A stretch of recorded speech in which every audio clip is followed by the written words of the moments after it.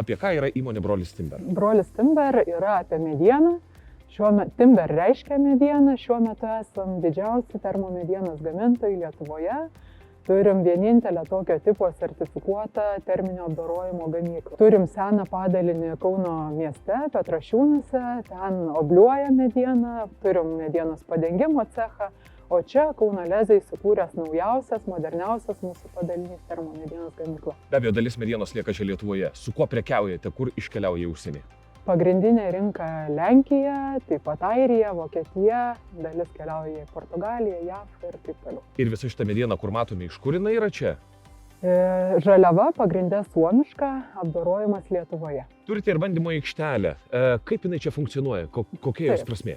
Tai čia, kaip mato, dar įrengimo procese, bet bus testuojami įvairūs profiliai, įvairiomis padengimo medžiagomis ir būdais, tvirtinimo elementais. Tokiu būdu galėsim stebėti, kaip lauko sąlygomis realiai kinta po metų, 2, 10, 20. Publika už mūsų kaip tik mato didžiulę krosnį, kurioje vyksta procesai. Ingrida, tai kas yra ta termomediena? Termomediena tai yra karščiu ir garais apdorota mediena, karščiu ir vandeniu, galim sakyti.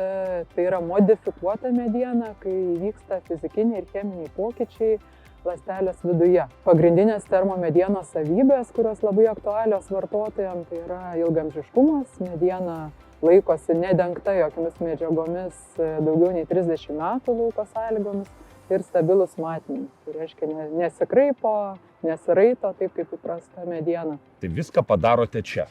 Taip.